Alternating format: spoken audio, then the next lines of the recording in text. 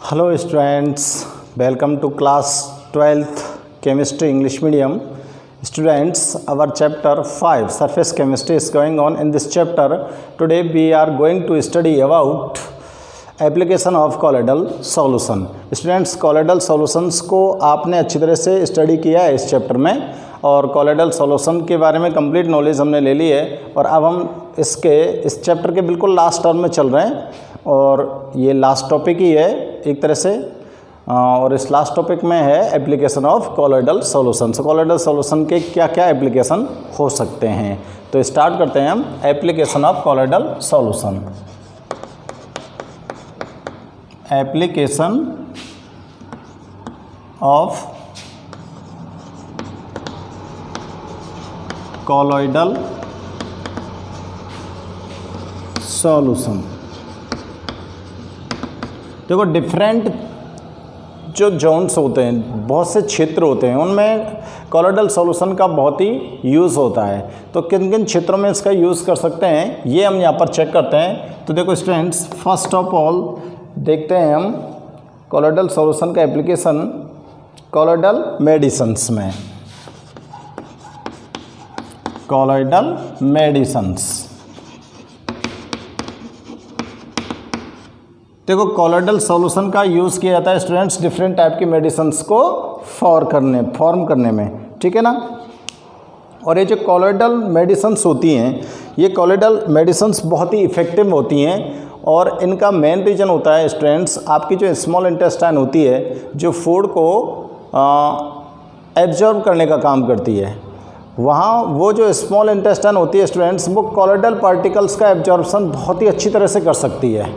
इसलिए जितनी भी मेडिसिन्स जो होती हैं वो कॉलोइडल सॉल्यूशन की तरह फॉर्म की जाती हैं ताकि उनका इंटेस्टाइन के द्वारा इजी वे में एब्जॉर्प्शन हो सके, ठीक है ना।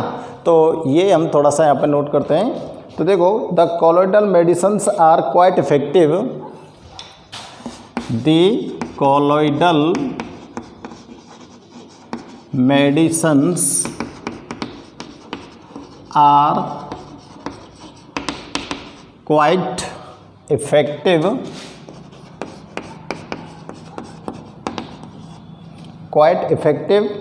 on account their easy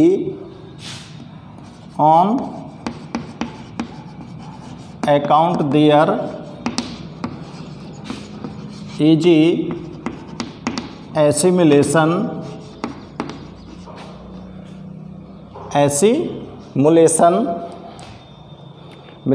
and adsorption,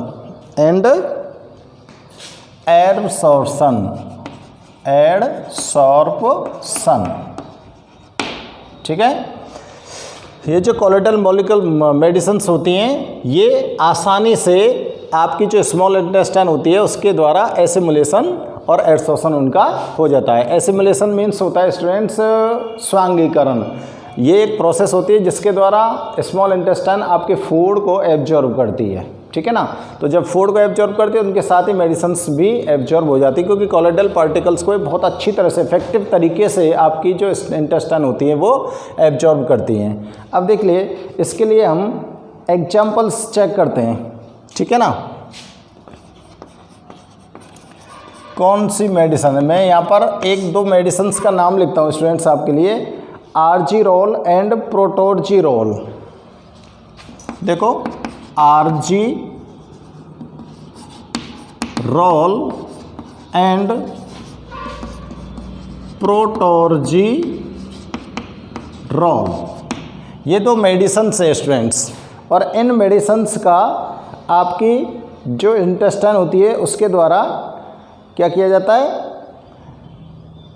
मतलब ये जो मेडिसिन होती है ना आर्जिरोल प्रोटोर्जिरोल, ये एक कॉलोइडल सॉल्यूशन होती हैं और कॉलोइडल सॉल्यूशन होती हैं तो इनका इफ़ेक्ट आपकी बॉडी पर बहुत ज़्यादा पड़ता है, बहुत ही ज़्यादा इफेक्टिव होती हैं स्टूडेंट्स। और ये क्या होती हैं, ये जो मेडिसिन होती हैं ये किससे बनती हैं, ये सिल्वर से बनती हैं। इसके बारे में मैं आपको थोड़ा सा यहाँ पर बता देता हूँ कि ये जो दोनों मेडिसिन हैं ये किससे फॉर्म होती है, सिल्वर सोल से।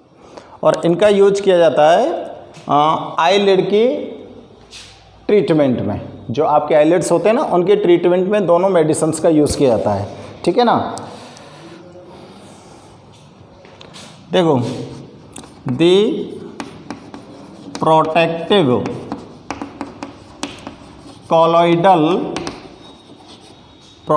Colloidal solution of silver. Silver का जो प्रोटेक्टिव कॉलोइडल सॉल्यूशन होता है उसको आप क्या बोल सकते हो, आर्जिरोल और प्रोटोर्जिरोल, ठीक है ना, is called argyrol and प्रोटोर्जिरोल।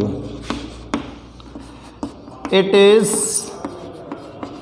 Used in, इसका यूज कहाँ पर किया जाएगा, it is used in the treatment of, used in the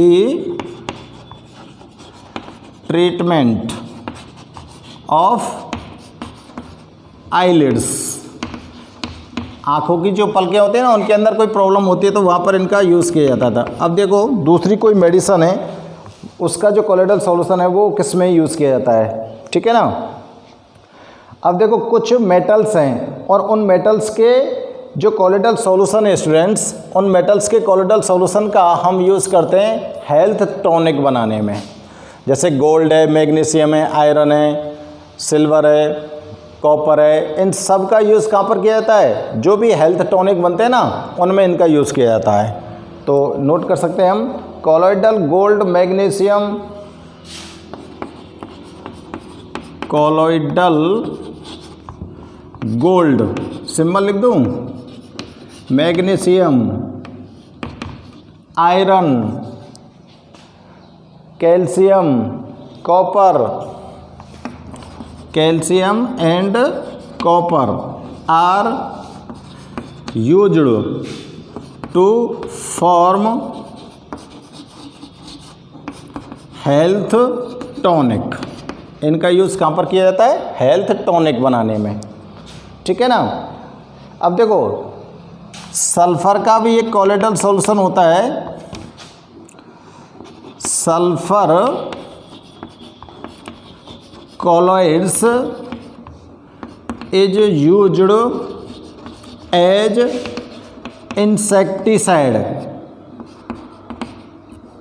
insecticides, कीटनाशक के रूप में सल्फर कॉलोइड्स का यूज़ किया जाता है, ठीक है ना। और एक कॉलोइडल सॉल्यूशन और नोट करता हूं मैं यहाँ पर, किसका, colloidal of antimony, colloidal of antimony is used in black fever. Black fever में एंटीमनी का कॉलोइडल सॉल्यूशन यूज़ किया जाता है। तो देखो, मेडिसिनल जो एरियाज़ होते हैं उनमें कॉलोइडल सॉल्यूशन का कितना अच्छा यूज़ होता है, और उसका मेन रीज़न होता है स्टूडेंट्स कि हमारी जो स्मॉल इंटेस्टाइन होती है वो कॉलोइडल पार्टिकल्स को बहुत ही अच्छी तरीके से, इफ़ेक्टिव तरीके से क्या कर सकती है, एसिमिलेटेड कर सकती है, ठीक है ना, बहुत ही अच्छी तरह से एसिमिलेटेड कर सकती है। इसलिए कॉलोइडल सॉल्यूशंस का यूज़ किया जाता है मेडिसिन्स फॉर्म करने में। अब ये डिफरेंट टाइप की मेडिसिन्स आपको मैं यहाँ पर नोट किए हैं, आर्जिरोल एंड प्रोटोर्जिरोल, ये दो मेडिसिन्स हैं जो क्या होती हैं, प्रोटेक्टिव कॉलोइडल सॉल्यूशन होता है किसका, सिल्वर का, और इसका यूज़ किया जाता है स्टूडेंट्स आईलिड के ट्रीटमेंट में, आईलिड्स के ट्रीटमेंट में। दूसरा है, देखो डिफरेंट मेटल्स हैं, इन मेटल्स के जो कॉलोइडल सॉल्यूशन है, जैसे गोल्ड है, मैग्नीशियम है, आयरन है, कैल्शियम है, कॉपर है, इन सभी मेटल्स के कॉलोइडल सॉल्यूशन का यूज किया जाता है स्टूडेंट्स हेल्थ टॉनिक बनाने में, और सल्फर कॉलोइडल सॉल्यूशन का यूज किया जाता है इंसेक्टिसाइड्स में, और एंटीमनी कॉलोइडल सॉल्यूशन जो होता है उसका यूज कहाँ पर किया जाता है, ब्लैक फीवर के ट्रीटमेंट में, ठीक है ना। तो कॉलोइडल मेडिसिन्स का आप नोट कीजिए, ये पहला यूज़ है। अब देखो दूसरा इसका एप्लीकेशन चेक करते हैं स्टूडेंट्स हम, कोट्रेल प्रेसिपिटेटर, दूसरा यूज़ है इसका कोटेरेल प्रेसिपिटेटर,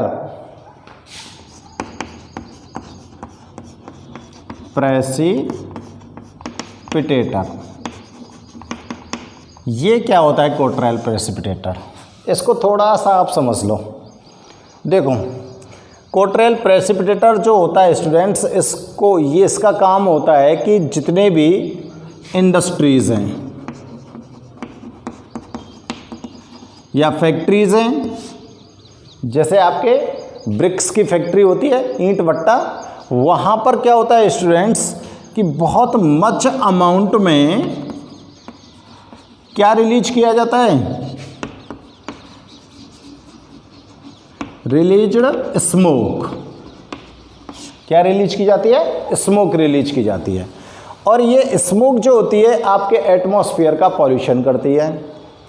अब इस स्मोक का अगर ट्रीटमेंट कर दिया जाए तो ये हमारे एटमॉस्फेयर को पॉल्यूटेड नहीं करेगी। तो स्टूडेंट्स, इंडस्ट्रीज़ और फैक्ट्रीज से निकलने वाली जो स्मोक होती है, इस स्मोक का ट्रीटमेंट करने के लिए कोट्राइल प्रेसिपिटेटर का यूज़ किया जाता है। ठीक है, अब देखो स्मोक क्या होती है स्टूडेंट। स्मोक किस किस से बनी होती है? स्मोक के अंदर कार्बन पार्टिकल्स प्रेजेंट होते हैं और एयर प्रेजेंट होती है। कार्बन पार्टिकल्स जब एयर के साथ सॉल्युबल हो जाते हैं तो वो क्या बनती है, स्मोक बनती है। अब यहाँ पर स्मोक जो है एक कॉलोइडल सॉल्यूशन है। स्मोक क्या है? एक कॉलोइडल सॉल्यूशन। और ये कॉलोइडल सॉल्यूशन कैसे हैं, इसको चेक करो कि इस कॉलोइडल स्मोक के अंदर जो कार्बन पार्टिकल्स हैं ये तो एज ए कैसे होते हैं, डिस्पर्स्ड फेज की तरह। कार्बन पार्टिकल्स तो इसमें क्या होता है, डिस्पर्सन फेज। और एयर क्या होती है स्टूडेंट्स, इसमें डिस्पर्सन मीडियम होती है। एयर क्या है, डिस्पर्सन मीडियम।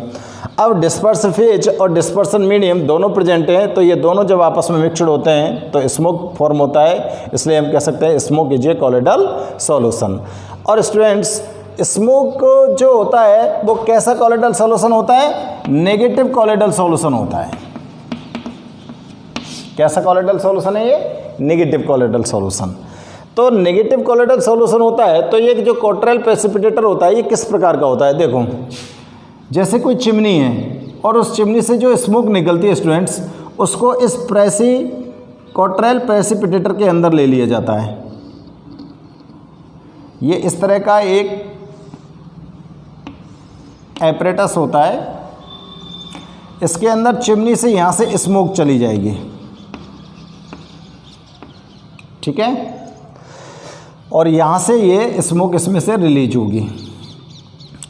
अब इस कोट्राइल के बिटवीन क्या होता है, यहाँ पर एक प्लेट लगी होती है स्टूडेंट्स। यहाँ पर क्या लगी होती है? प्लेट, मेटल प्लेट होती है। ये मेटल से फॉर्म प्लेट होती है। और इस प्लेट के बिटवीन कुछ बहुत मिनट पोर्स होते हैं।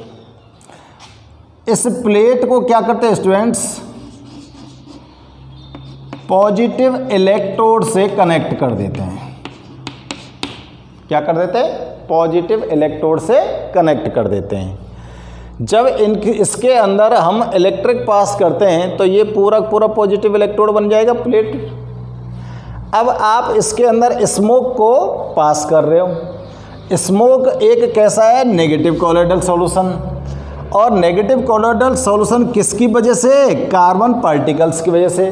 तो कार्बन पार्टिकल्स के ऊपर कौन सा चार्ज प्रेजेंट होता है students? Negative charge.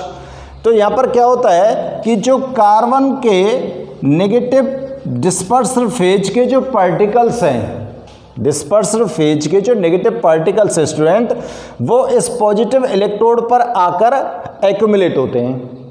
Positive electrode पर आकर एक्यूमुलेट होते हैं। अब इस पर जब पॉजिटिव इलेक्ट्रोड पर जब ये आते हैं स्टूडेंट, तो हम जानते हैं जब नेगेटिव और पॉजिटिव दोनों आपस में एक दूसरे के साथ अटैच होते हैं तो ये कैसे हो जाते हैं? न्यूट्रल हो जाते हैं। क्या हो जाता है? ये न्यूट्रल हो जाते हैं। और जब ये न्यूट्रल हो जाते हैं स्टूडेंट्स, तो जितने भी कार्बन के जो पार्टिकल्स हैं इस प्लेट पर आकर एक्यूमुलेट हुए हैं वो सब के सब कहाँ? इसके नीचे यहाँ पर गिर जाएंगे और यहाँ पर ये कलेक्ट हो जाएंगे। तो एयर के अंदर से जितनी भी इम्प्योरिटीज़ हैं वो सब की सब इम्प्योरिटीज़ इस कॉट्रेल के अंदर कलेक्ट हो चुकी हैं। और अब यहाँ से जो एयर पास होगी वो कैसी होगी? प्योर, जो आपके एटमॉस्फेयर को पॉल्यूट नहीं करेगी। ठीक है, समझ में आ गया कॉट्रेल प्रेसिपिटेटर किस तरह से वर्क करता है? ओके, नोट करते हैं अब इसको। चलो इसको नोट करते हैं, ठीक है ना। इसको इरेज करता हूँ मैं, और इरेज करने के बाद इसको नोट कर देते हैं। तो देखो लिखते हैं, smoke is a solid gas colloidal solution. Solid gas colloidal solution ही है ना। सॉलिड पार्टिकल्स किसके हैं? कार्बन के, जो डिस्पर्सन फेज है, और गैस क्या है? एयर, जो डिस्पर्सन मीडियम है। Solid gas colloidal solution. Smoke कैसा है? सॉलिड गैस सॉल्यूशन है। इनमें, इसमें, in this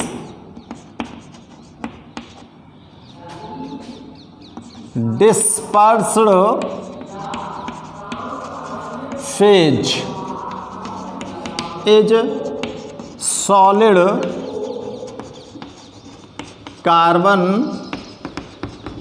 particles। Solid carbon particles तो क्या है? Dispersed phase and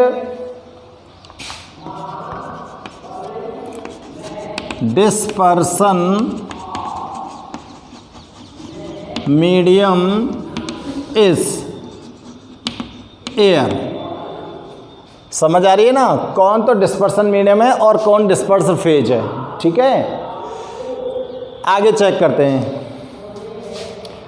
to release smoke in atmosphere from industries, to release smoke from industries, industries से स्मोक को रिलीज करते करते समय क्या करते हैं? To release smoke in atmosphere लिखो, इन एटमॉस्फेयर, एटमॉस्फेयर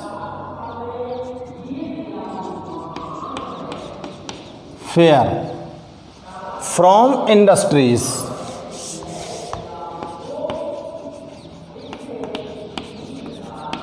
इंडस्ट्रीज, ठीक है ना। एटमॉस्फेयर में इंडस्ट्रीज से जब आप स्मोक को छोड़ेंगे, it is passed from Cottrell precipitator, it is passed from Cottrell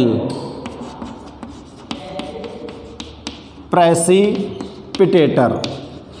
इसको कहाँ से गुजारेंगे आप लोग? कॉट्रेल प्रेसिपिटेटर से गुजारेंगे। ठीक है भाई।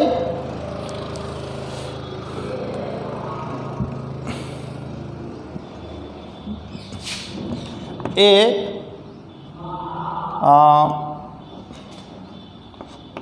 Positive charged metal plate present in Cottrell. Cottrell के अंदर क्या होती है? मेटल की एक पॉजिटिव चार्ज्ड प्लेट प्रेजेंट होती है स्टूडेंट्स, विच नहीं, अब यहाँ पर एक लाइन और नोट करते हैं बच्चों। हम बताते हैं इसमें कि डिस्पर्स्ड फेज जो होती है वो कैसी होती है? नेगेटिव चार्ज होती है। हाँ चलो इसी में सेट करते हैं। A positive charge metal plate present in Cottrell which connect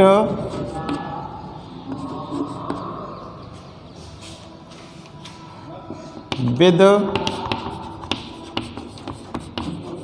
electric source. इसको इलेक्ट्रिक सोर्स से कनेक्ट कर देते हैं। When negative charged smoke passed from this cocktail then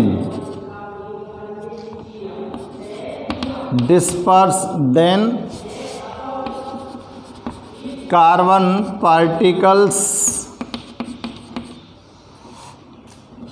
are accumulated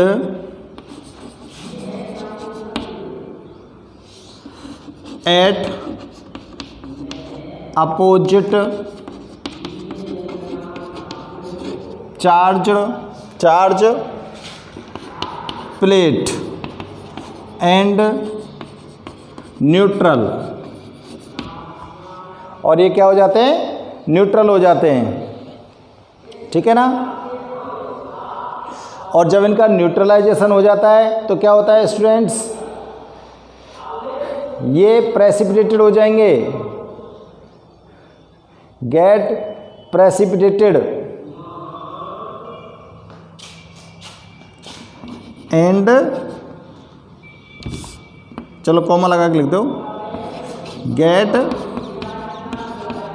precipitated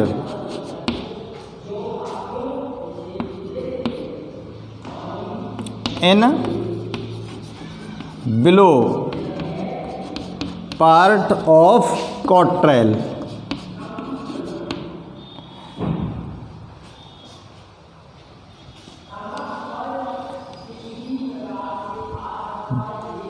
These impurities are removed from here, इन impurities को यहाँ से अलग कर दिया जाता है। तो देखो जैसे मैंने आपको एक्सप्लेन किया था ठीक उसी प्रकार से यहाँ पर इसको मैंने नोट किया है स्टूडेंट्स। स्मोक सॉलिड गैस का कॉलोइडल सॉल्यूशन होती है, सॉलिड गैस का सॉल्यूशन है जिसमें डिस्पर्सन फेज तो सॉलिड कार्बन पार्टिकल्स होते हैं और डिस्पर्सन मीडियम होती है एयर। स्मोक जो होता है वो स्टूडेंट्स नेगेटिव कॉलोइडल सॉल्यूशन होता है और इस नेगेटिव कॉलोइडल सॉल्यूशन को हम एक कॉटरेल एक चैम्बर होता है और उस चैम्बर के अंदर से पास करते हैं और उस चैम्बर के अंदर एक मेटल की प्लेट लगी होती है जिसे हम पॉजिटिव इलेक्ट्रोड से कनेक्ट कर देते हैं और जब इसके अंदर किसी भी इलेक्ट्रिक सोर्स की हेल्प से इलेक्ट्रिक को पास करते हैं तो स्टूडेंट्स ये स्मोक के अंदर जो नेगेटिव चार्ज पार्टिकल्स जितने भी इम्प्योरिटीज़ के प्रेजेंट होते हैं सबको क्या कर लेते हैं, अपोजिट चार्ज जो इलेक्ट्रोड होता है प्लेट का वो प्लेट इनको एक्यूमुलेट कर लेती है अपने ऊपर और जब ये एक्यूमुलेट हो जाते हैं उसके ऊपर तो स्टूडेंट नेगेटिव और पॉजिटिव चार्ज एक दूसरे के साथ अटैच होते हैं तो ये न्यूट्रल हो जाते हैं और न्यूट्रल होकर ये सब के सब जो इम्प्योरिटीज होती हैं वो इस कॉटरेल का जो बिलो पार्ट होता है उसके नीचे जाके कलेक्ट हो जाती हैं और फिर यहाँ से हम आप लोग इनको ईजी वे में यहाँ से रिमूव कर सकते हो। तो स्टूडेंट्स ये होता है कॉटरेल प्रेसिपिटेटर का काम, ठीक है। नोट करिए, वीडियो को पॉज करो और नोट करो। नेक्स्ट एप्लीकेशन होता है सीवरेज डिस्पोजल। नेक्स्ट जो एप्लीकेशन स्टूडेंट्स वो क्या है, सीवरेज डिस्पोजल या सीवेज डिस्पोजल।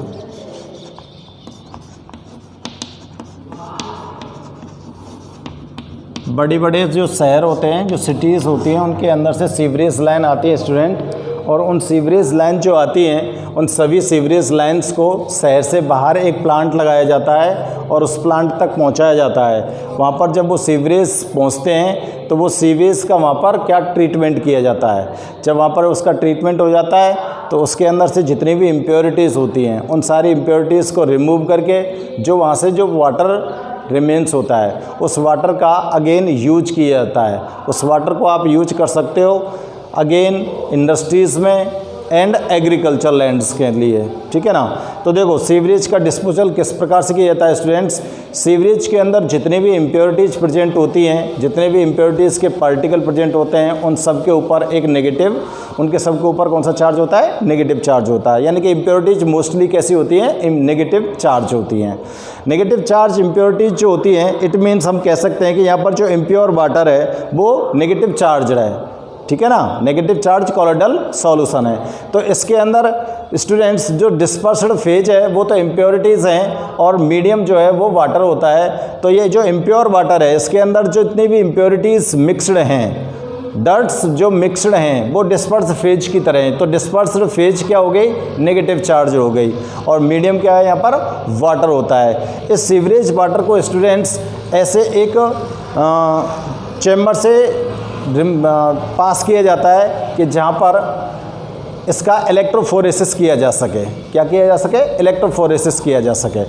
और जब इसका इलेक्ट्रोफोरेसिस किया जाता है स्टूडेंट्स, तो इसमें एक एनोड लगाया जाता है, यानी कि पॉजिटिव चार्ज इलेक्ट्रोड लगाया जाता है, और उस पॉजिटिव चार्ज इलेक्ट्रोड के पास से जब इसको पास करते हैं तो जितनी भी नेगेटिव चार्ज इम्प्योरिटीज होती हैं वो उस एनोड के पास एक्यूमुलेट हो जाती हैं और न्यूट्रल हो जाती हैं, और वहीं पर उनका प्रेसिपिटेशन हो जाता है। और ओनली जो वाटर उसके अंदर जो रिमेन्स होता है डिस्पर्सन मीडियम की तरह, वो आगे पहुँचता है, और उस वाटर का यूज़ डिफरेंट जोन्स में किया जा सकता है। इस तरह से सीवरेज का डिस्पोजल किया जाता है। सीवरेज एक बहुत बड़ी समस्या है, विदाउट प्लांट्स के इसका डिस्पोजल नहीं किया जा सकता। तो ये एक बहुत ही अच्छा तरीका होता है सीवरेज के डिस्पोजल का। तो इसको नोट करते हैं हम सीवरेज डिस्पोजल को। The particles of dispersed, the particles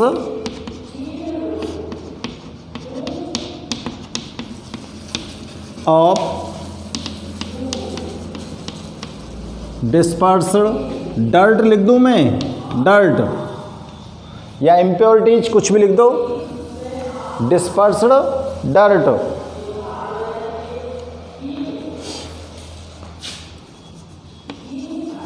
in पर कौन सा चार्ज होगा बताओ, नेगेटिव चार्ज, ठीक है ना।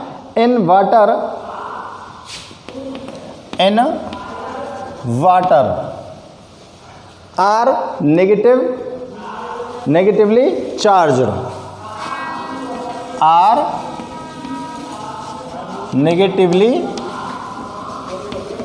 चार्ज्ड। इनके ऊपर कौन सा चार्ज है बच्चों, नेगेटिव चार्ज है, ठीक है ना।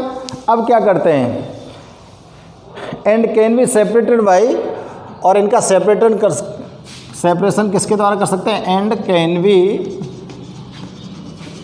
Separated by electrophoresis, by electrophoresis. ये मेथड मैं आपको एक्सप्लेन कर चुका हूँ इलेक्ट्रोफोरेसिस का, ठीक है ना, जिसमें आप क्या लगाते हो, नेगेटिव चार्ज कोई भी कॉलोइडल सॉल्यूशन होता है उसको हम किसी एक कंटेनर के अंदर ले लेते हैं और उसमें हम एक पॉजिटिव चार्ज इलेक्ट्रोड लगा देते हैं। तो जैसे इलेक्ट्रिक पास करते हैं तो जितने भी नेगेटिव चार्ज पार्टिकल्स जो प्रेजेंट होते हैं वो अपोजिट चार्ज इलेक्ट्रोड की तरफ मूवमेंट करते हैं और वहाँ पर जाकर एक्यूमुलेट होकर न्यूट्रल हो जाते हैं, और न्यूट्रल होते ही वो उसके नीचे एक्यूमुलेट हो जाते हैं, प्रेसिपिटेशन उनका हो जाता है, तो सेपरेट हो सकते हैं ना, ठीक है ना। These particles are precipitated at anode, these particles are precipitated at anode. कहाँ पर है प्रेसिपिटेशन होगा इनका, एनोड पर, जो डर्ट पार्टिकल हैं उन सभी का, ठीक है ना, डर्ट पार्टिकल्स का प्रेसिपिटेशन होगा एनोड पर। The precipitation so obtained is used, देखो आफ्टर प्रेसिपिटेशन, प्रेसिपिटेशन obtained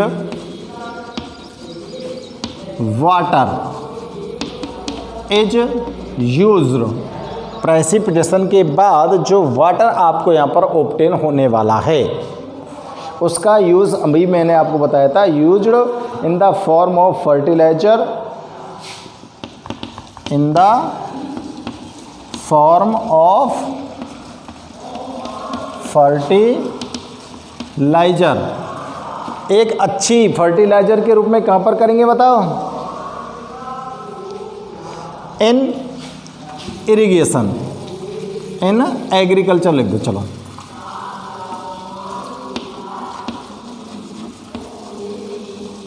और और फैक्ट्रीज वगैरह में भी इसका यूज़ कर सकते हैं हम, ठीक है ना। तो ये हो गया स्टूडेंट्स सीवेज डिस्पोजल। क्या हो गया ये? Sewage disposal. अब देखो इसका एक यूज और यहाँ पर हम चेक करते हैं स्टूडेंट्स। और नेक्स्ट जो एप्लीकेशन है कॉलोइडल सॉल्यूशन का वो है coagulation of blood. Coagulation of blood.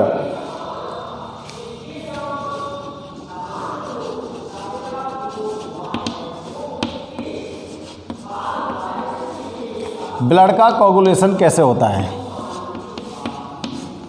देखो स्टूडेंट्स बड़े ध्यान से मेरी बात को सुनो।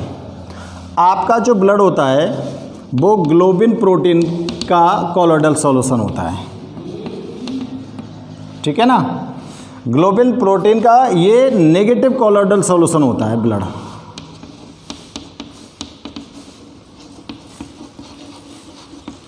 समझ आ रही है बात?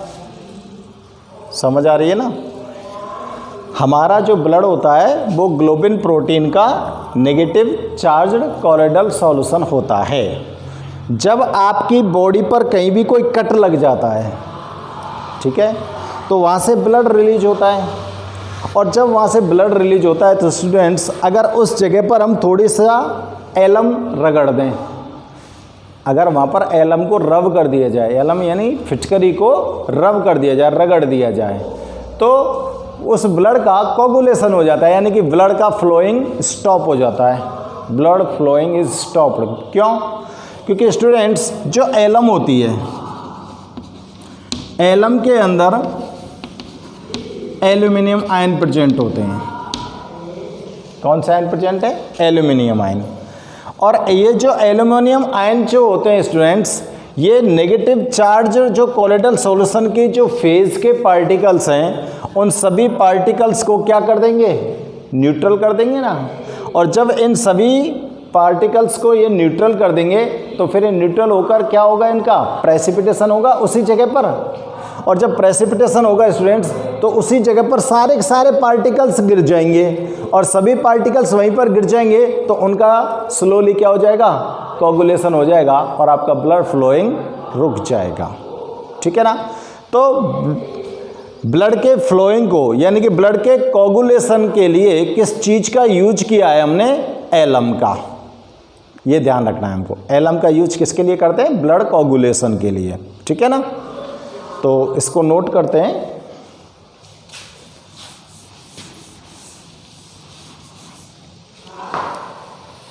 Blood is a negative colloidal solution of globule protein. Blood is a negative colloidal solution of globin protein. ये ग्लोबिन प्रोटीन का नेगेटिव कॉलोइडल सॉल्यूशन होता है आपका जो ब्लड होता है, ठीक है ना। Aluminium ions of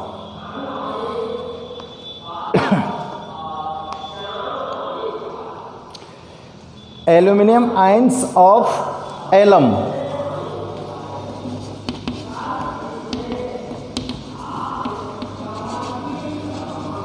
alum coagulated aluminum ions of alum coagulated blood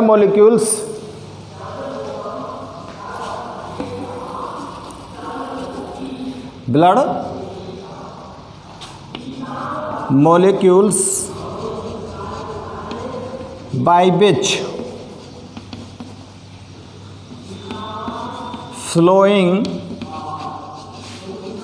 of blood is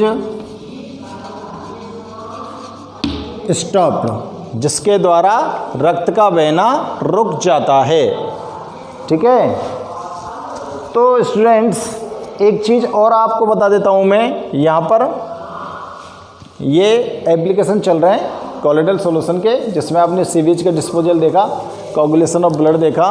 यहाँ पर एक चीज़ और एलम से रिलेटेड आपको मैं बता देता हूँ कि जो ड्रिंकेबल वाटर होता है उस ड्रिंकेबल वाटर को प्योर करने में भी यूज़ एलम का ही करते हैं हम।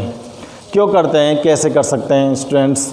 तो देखो, ड्रिंकेबल जो वाटर होता है उसके अंदर जो इम्प्योरिटीज प्रेजेंट होती हैं वो किसकी होती हैं? Sand particles.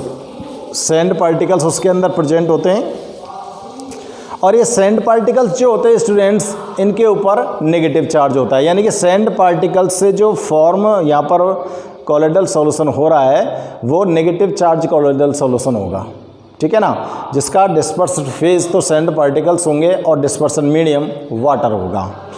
तो स्टूडेंट्स, जैसे एलम को इस वाटर के अंदर आप डालते हो या इसके अंदर हम मूवमेंट कराते हैं एलम को, तो क्या होता है, एलम के अंदर से एल्यूमिनियम आयन रिलीज होते हैं और ये एल्यूमिनियम आयन रिलीज होकर जो सैंड पार्टिकल के जो नेगेटिव चार्ज आयन हैं उन सबको, ये अपोजिट चार्ज आयन हो गए, ये दोनों एक दूसरे के क्या आ जाते हैं, अट्रैक्ट करते हैं, नज़दीक आ जाते हैं और अट्रैक्ट होने के साथ साथ जैसे ये दोनों आयन से एक दूसरे के साथ कंबाइन होते हैं तो ये न्यूट्रलाइज हो जाते हैं और जब ये न्यूट्रलाइज हो जाते हैं तो जब इन पर कोई चार्ज नहीं होता है तो स्टूडेंट्स ये क्या होते हैं, प्रेसिपिटेट होते चले जाते हैं। तो जो भी कंटेनर में आपने वाटर को फिल किया है उस कंटेनर का जो बॉटम होगा वहाँ पर सारे सैंड पार्टिकल्स नीचे जमा हो जाएंगे।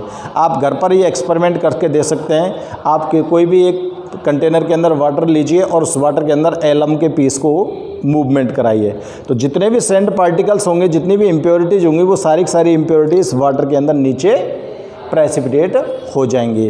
तो ड्रिंकेबल वाटर को प्योर करने में भी हम यूज़ कर सकते हैं और नेक्स्ट यूज हमारा हो सकता है ड्रिंकेबल वाटर का, जिसको हम नोट कर सकते हैं। आपकी समझ आ गया होगा, पहले समझो चीज़ को और समझने के बाद उसको नोट करो। तो स्टूडेंट्स, ये 4 और 5 यहाँ पर यूजेस मैं आपको बता रहा हूँ, इसके यूजेज मुझे और भी आपको नोट कराने हैं।